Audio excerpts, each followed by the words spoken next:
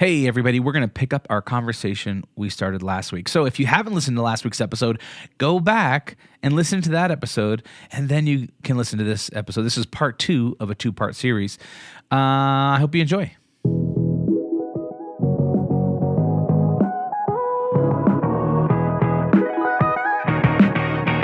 Welcome to The Friday Habit with Mark Labriola and Benjamin Manley. The Friday Habit is for small business owners, freelancers, and creatives who are ready to take their business to the next level. Join us as we discover how to apply the strategies we learn to grow our businesses, make more money, and live every day like it's Friday.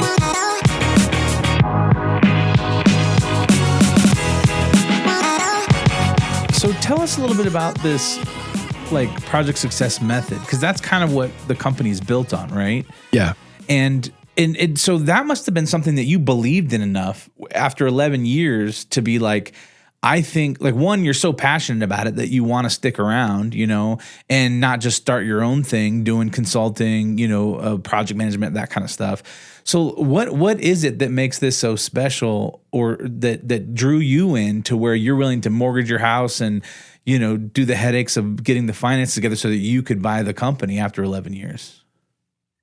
It's really interesting in that over time, I guess I've grown or changed or something. But when I first started with the company, I'm an engineer, and so math appeals to me. I love math. I would do math for fun. I love it. I'd break out a quadratic equation and just go to town to give me one right now and let's rock, right? I love that stuff. And part of project management is the math side of things. It's saying that activity A takes 5 days, and then activity B follows that by 10 days, and you add it all up, and the project will take 97 days, right? So that always appealed to me. But over time, what I figured out was the piece that I think most people miss in project management is really the people side of it. And in project work, to be successful, you have to understand the process. There's no doubt about that. But I think the harder part to understand and really to manage is the people side of managing projects. And the secret sauce that I think what project success brings to the table is certainly you have to be good at the process side, but recognizing, listen, Jimmy, Joe, and Bob and Sue, they do activities A, B, C, and D, and they have to motivate them different ways.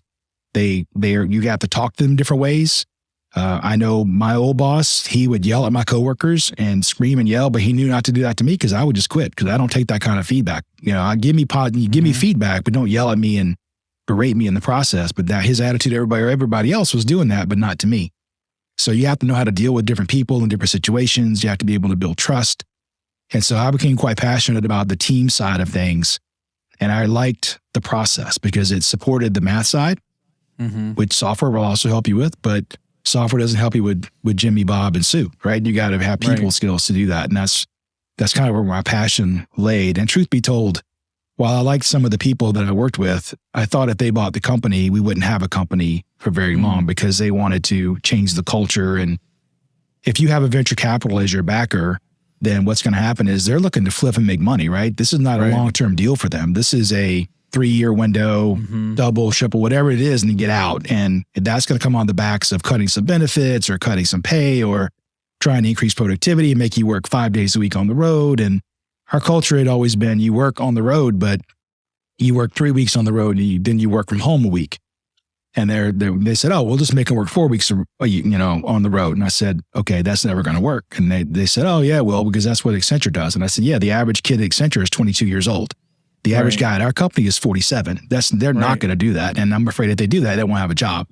The company will go away. So I thought, I still didn't necessarily want to be an entrepreneur, but I thought I'd do a better job than they would. So I wanted to have a job, man. So I ended up buying it, and I was passionate about it. And I did love the people, and I knew the people in the company really well. And I'd done their job for so long. One of the people told me, he said, Clint, nobody can ever say no to you because everything you're asking us to do, you've already done 10 times over. And so I knew the company inside and out. I knew the clients or the people. So I was probably the right fit for it. And it was just a matter of getting a bank to believe in me, which took a long time. Like I said, 13 different banks. Wow, that's some serious tenacity there, going after 13 banks. With the project success method, as you're working with these different companies like Coca-Cola and other brands, what are some of the biggest problems that you see when you first come in? Like, what are their biggest pain points they're experiencing before you start working with them? two things I think both are human nature related. So one is, I love this quote by George Bernard Shaw, which is the single biggest problem with communication is the illusion that it has taken place.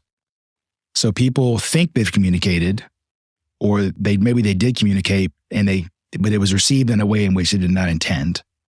So that's one issue. And the second one is what I call siloitis, where the people like to work in silos. And I'll talk a little bit about each one of those. So on the first one, you probably all played when you were kids, the game called Telephone. Or some version of that. I'm not sure what they call it now, cell phone. I don't use it's the way I use telephones anymore. What's a telephone?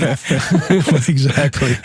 Anyway, so if you're not familiar with the game, then what ends up happening is there's a group of 5, 6 kids, and the first kid has a secret. They whisper to the second kid, and that kid whispers to the third kid and passes it on down the line. And of course, the fun of the game is what comes out of the last person's mouth is not remotely close to what was said by the first person. Well, that translates actually very well into the business world. In the business world, we will often communicate and our message somehow gets mangled. And the reason it gets mangled is because of what I call one-way communication, in that I tell you what I think, and then I expect you just to understand completely what I mean, and then pass that message on to the next person. But the problem is, when I hear your message, I hear it through my own biases, the way that I define terms. Maybe if I'm having a bad day, I might interpret it different than if I'm having a good day. And then I interpret the message and I tell the next person who goes through their filters and they interpret the message. And it's really no surprise that the message gets mangled the further down the line it goes. So what we recommend is don't just communicate, have a conversation about it. Because when you have a conversation, you're able to ask clarifying questions. And so if I go back to the kids game, if each kid could ask some questions back to that first person about when you say, this word, what does that mean to you? Or in the business world, when you say, I can go back to the person before me and say, well, when you say turn left, do you mean like left into this parking lot, left at the next stoplight, or next at the major intersection? I mean, which left do you want me to take? And by asking these clarifying questions, the message is more clearly received. And when I pass it on to the next person, I can answer their questions. And now what happens, that message is quite clear as it goes through. So I think one of the challenges in all companies is we over communicate, but we don't conversate. And that's actually a word. I had to look it up to make sure, but conversate is to have a conversation, a dialogue. And, think about in your world, how many times you've gotten an email and you had to email back and forth 15 times. You could have solved it all in a 45-second telephone conversation. Yes. Right? I always tell my team, pick up the phone and make a call. If there's something unclear in an email or someone's tone seems off or something like that, I'm like, let's just call them real quick because I think this will solve the problem. Or my least favorite thing was somebody, when you answer the phone, they go, oh, I was going to leave a voicemail. So I didn't really want to talk to you. I just wanted to. So why and I'm a human nature observer. So why do people like to do that? I think that as human beings, we have this burning desire to want to check things off our to-do list. We all have more on our list than we could possibly do. And so the best thing I want to do is be able to say I'm done. So if I can email this or post on Slack or Jira to Ben, hey, this is done.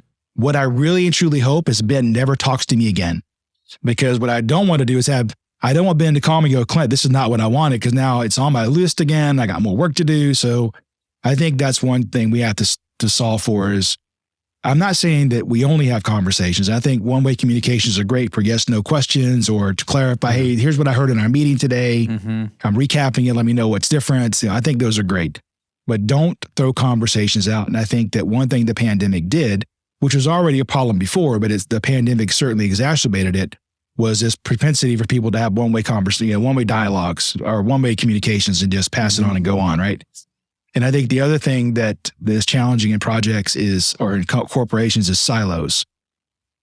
If I'm teaching a group of, say, 50 people at a company, this is what always happens. All the engineers sit together on one side of the room, and they sit together because they get each other, right? They know each other. They all think Dilbert is hilarious. They all get each other's jokes. That we all took calculus as a badge of honor.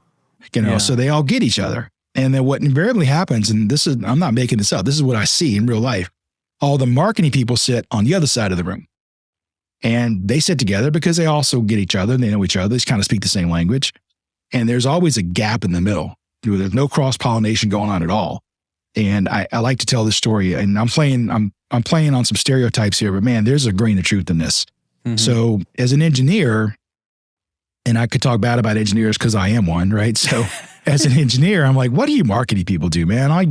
You talk a lot, big fluffy clouds and strategy and blah, blah, blah. And you have a lot of meetings. You eat a lot of good lunches, I noticed. But at the end of the day, what have you done? You know, as an engineer, when I go home, right, you can see the code that I've written. The widget that I've developed is tactile. You can see it, hold it, touch it, feel it.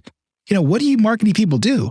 And the marketing person says, wow, Clint, I had no idea that you thought so lowly of the value that I bring to the company. Well, let me help you. You engineers are so far down in the weeds that if you didn't have me giving you a direction, you'd run into the wall or fall off the cliff. You need me giving you a direction.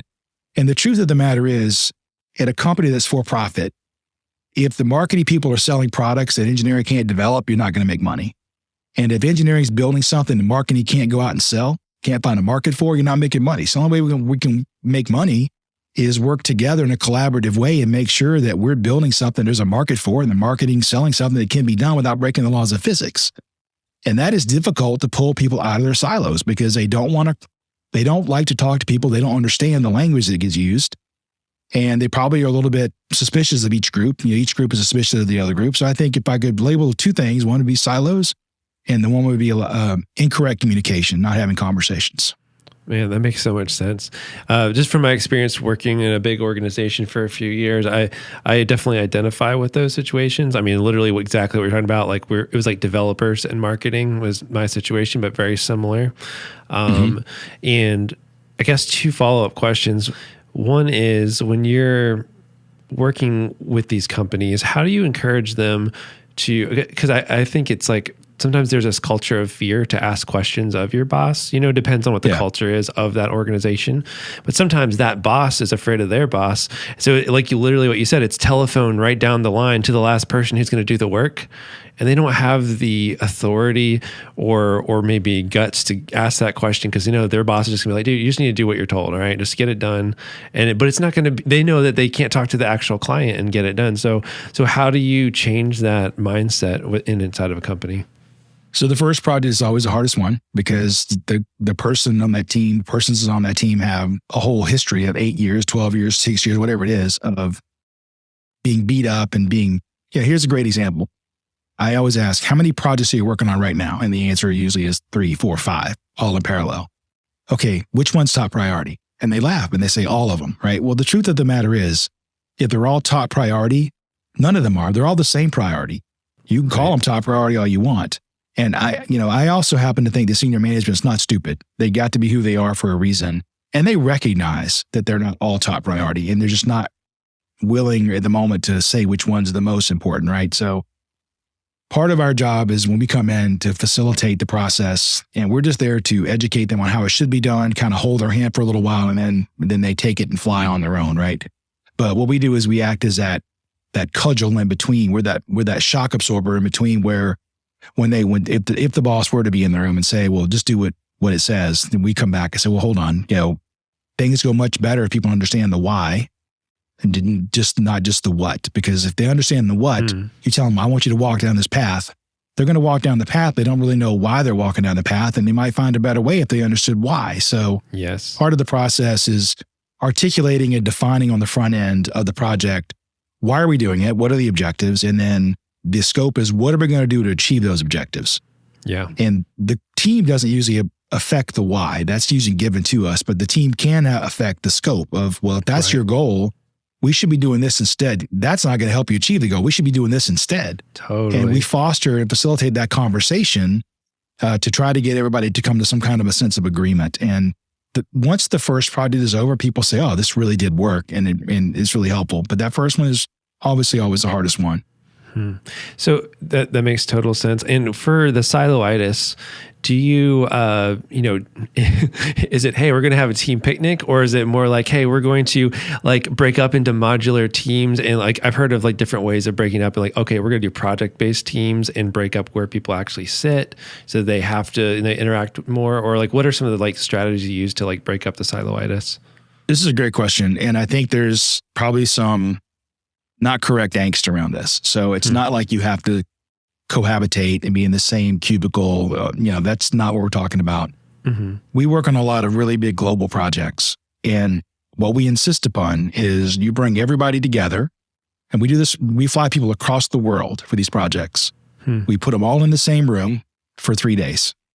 And now the Olympics are a little bit longer. They're usually like 3 weeks, but for most projects, it's a 3-day exercise. We bring them all together, and for 3 days, we basically lock the door essentially, and we argue about what the project is. We come to some alignment on that, and then we map out for everybody in the room. If I'm IT, if I'm software development, what are the software tasks? If I'm hardware, what are the hardware tasks? If I'm engineering, what are the engineering tasks? And in the room together, we map that out as a team, as a collaborative team. Yep. Because what that does is, first of all, let's say that Ben, you and I have worked together for 12 years, and you're in Colorado and I'm in Atlanta. We never actually met before. And I just know when I work on my task, when I'm done, I email it to Ben at acmecorporation.com, and Ben does his magic and the company makes money. Everybody's happy. And this week I have one of my tasks that normally would be done. I need to turn over to you, and it's Friday at 6:00. I've already worked 65 hours this week, man, and I'm exhausted, and I haven't gotten to your task yet. But I don't really feel bad because, look, I did 65 hours. It's not my fault the boss gave me more work than I could possibly do. So I don't really stress too much about it. I did more than my fair share this week. And on Wednesday of next week, when I finally get it done, I email it to you and say, hey, Ben, sorry, it took me a few extra days, but last week was crazy. Hope you're doing well. Here's what you asked for, and peace out, right? And all I know is that you did your magic and the company made money and everything's copacetic until we bring everybody together in this 3-day session. And what that's going to do is going to turn you from my email address into a human being that I feel a connection with. So over the 3 days, there's probably going to be a team dinner. There's going to be some lunches. There's going to be coffee breaks. And over that 3 days, I'm going to run into you in the hallway, going to get coffee. And I'm going to say, hey, Ben, how you doing? Good to see you. Hey, listen. And over that conversation, we're going to find out you have a kid. I've got a kid. Your kid plays basketball. My kid plays flute, whatever it is, right? And we start to see that we're not just email addresses, we're living being human beings, right? And that's who you connect with. You don't connect with an email address, right? You connect with a human being. Then we go back into the room, and part of the project is this thing called a critical path. And the critical path means if you're on it and your task is late, the project's late. And I said, well, Ben, that's wrong, because I know for a fact that task that says that if I'm late, the project's late. I've been late before and the project wasn't late. And Ben says, hey, right. You're right, Clint. It is right. It actually is on the critical path. And I know Clint's a 5-letter word, but for 2 weekends in a row, you were a 4-letter word in my house because I had to work 2 weekends to make up for your lateness.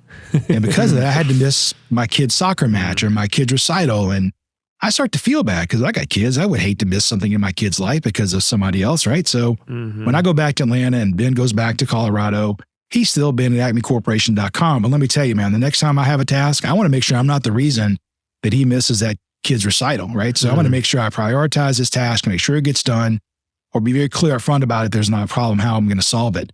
So what I've done is I've humanized you. And what we have found as a company, we've been around for 40 years. This is our 40th year of operation. And what we found as a company is those 3 days that we're together, the bonds we form as connections to each other, but also the bigger pictures, I get to understand how the whole project fits together, not just my blinders on my little piece of it. Right. I get to see the big picture, right, of why we're doing what we're doing. And we have found that you can do a 2-year super complicated project based on the relationship, 100% remote, based on the relationships you build in that 3-day face-to-face session. And you cannot, people say, can we shortcut it and do it on Zoom? And here's the answer, no. And here's why. I talked to Dr. Sherry Turkle from MIT, who's written several New York Times bestsellers, one of which is about conversation. And in that book, before I interviewed her, I actually read the book, and there was a study that was done that says that human beings form a connection to each other based on eye-to-eye contact. And Dr. Turkle said to me what I'm about to say to you, is she says, Clint, right now, to make you think we're forming a connection, I'm looking at my camera, which means I can't see you at all. Right. So I'm trying to trick you into thinking, but I can't see you, so I'm not making that connection. Right. And you're never going to get that. You don't get the conversation. You don't get the sidebar conversation. I won't learn about your kids on Zoom because there's 40 other people on the call. And so we find that, yes, there's a cost involved with that of flights and people's time, but you get more than that saved on the back end of the project by this. And those relationships are so important in project work. Wow, that's amazing. So it's like you're kind of taking both clarity, like you're providing extreme clarity on how your actions affect other people on the team and the whole project, plus you're humanizing everyone. So those two combinations, the clarity and like the humanization, sounds like it's like so powerful to keep people on track. That's really cool. 100%, 100%. And I'm much more motivated to get my task done for Ben than I am for Ben at acmecorporation.com. Oh yeah. Ben with 2 kids. For sure. I absolutely identify with that. Yeah, absolutely. That's so true. Which is odd, right? I'm an engineer. Engineers aren't supposed to be touchy-feely people, but I was talking to a guy at Warner Brothers Pictures one time and talking about our process, hoping he was going to hire us. And he stopped me at lunch and he says, "What is all this touchy-feely people stuff? I thought you're an engineer." And I said, "Well, last time I checked, people do projects. And if you're not a touchy-feely person, you're not going to be successful. So, you got to understand people." That's good. That's really good. So your latest book, How Teams Triumph: Managing by Commitment, what is that all about? And like what is your current passion and drive to kind of get out there and educate people on?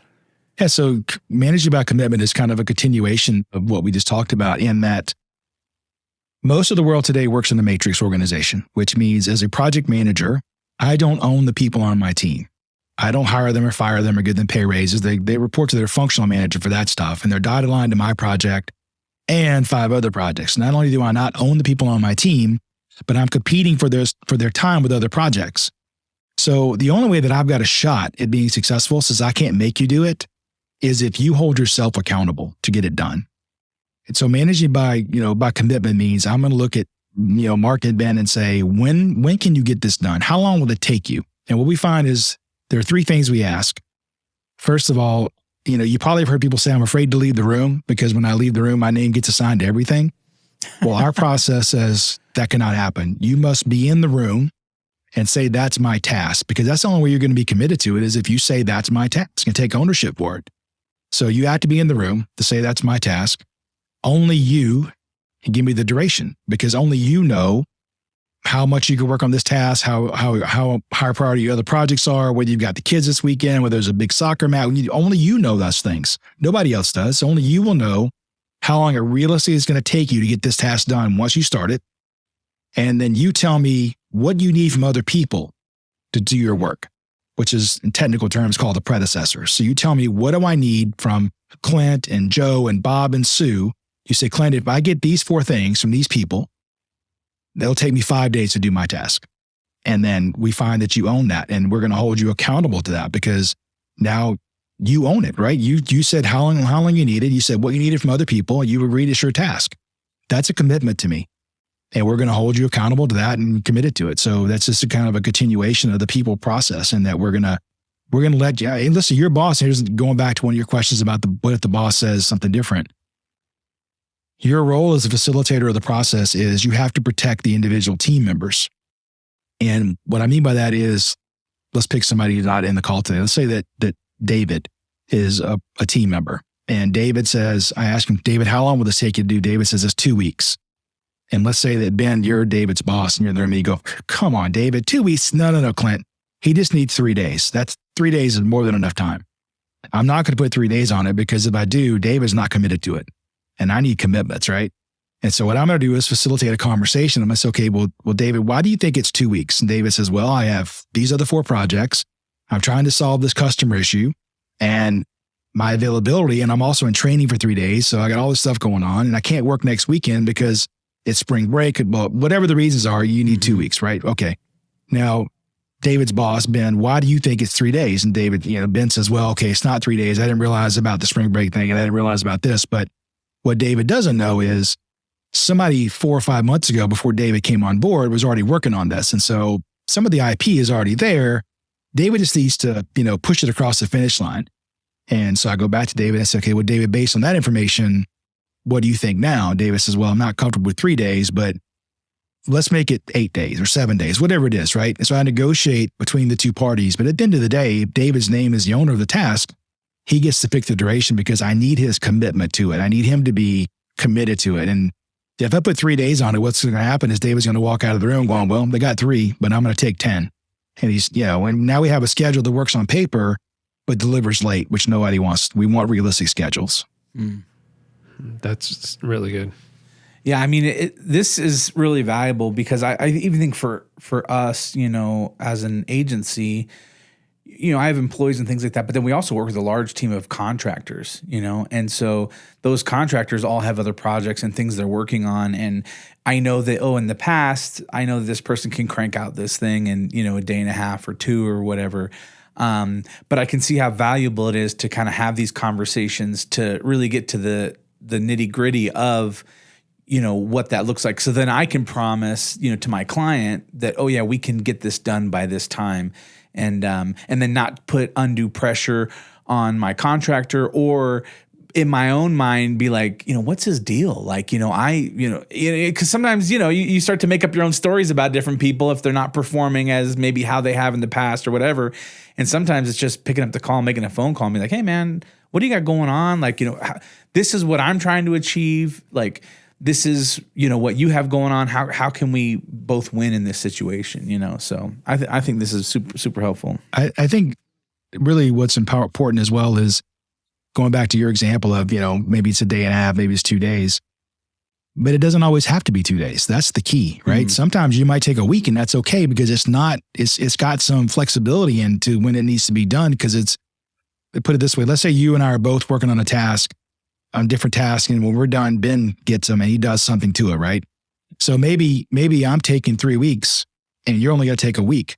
Well, then you could take more than a week because Ben's not really waiting on you. He's waiting on me. I'm the holdup. So rather than kill yourself to get it done in a week, give yourself 2 weeks, right? And so being able to know which ones have that flexibility and which ones have to be locked and loaded is really powerful. And you only get that if you build schedules and you can identify this thing called the critical path, which our finding has been on the projects we've been involved with is usually only about 10% of the task are critical, which means 90% can be late.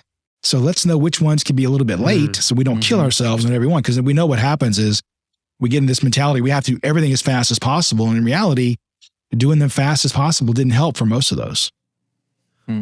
Wow. Yeah, that makes so much sense. And I just want to kind of also build on what you were saying with giving ownership to people. And this even works with kids, I think. And this has been my experience in my family. Is just last week, what we did is as a family, we got sticky notes and I said, all right, everybody, let's figure out what are all the tasks it takes to run a household. And so I was like, all right, Jack, what does it take? And he's like, I got to take out the trash. And I was like, oh, how about driving us around to our activities?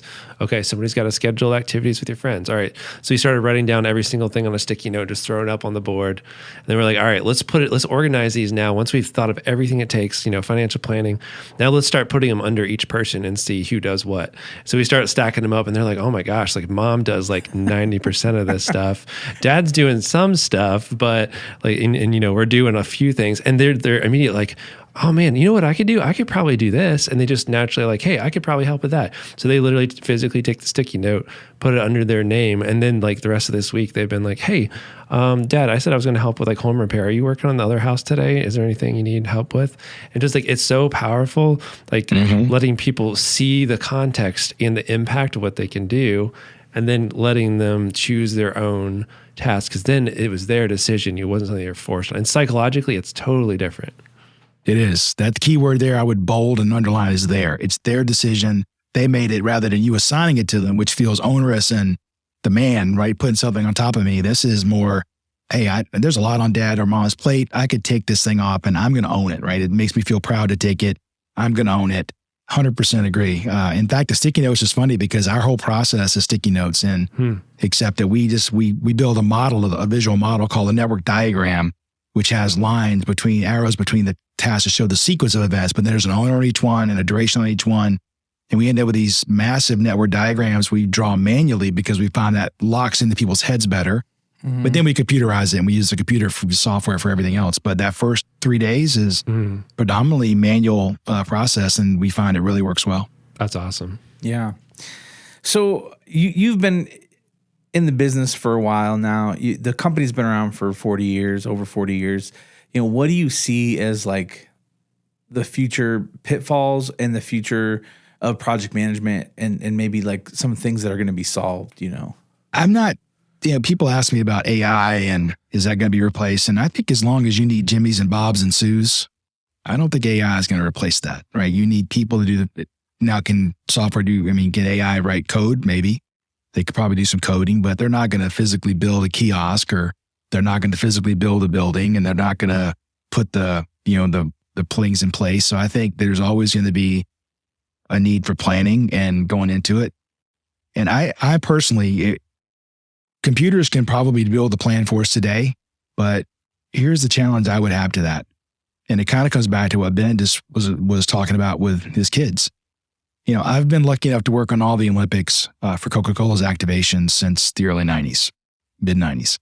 And I did the FIFA World Cup in Brazil as well for Coke. And so I had 2 years of working on that project off and on with the different teams. And I knew the people, I knew the processes.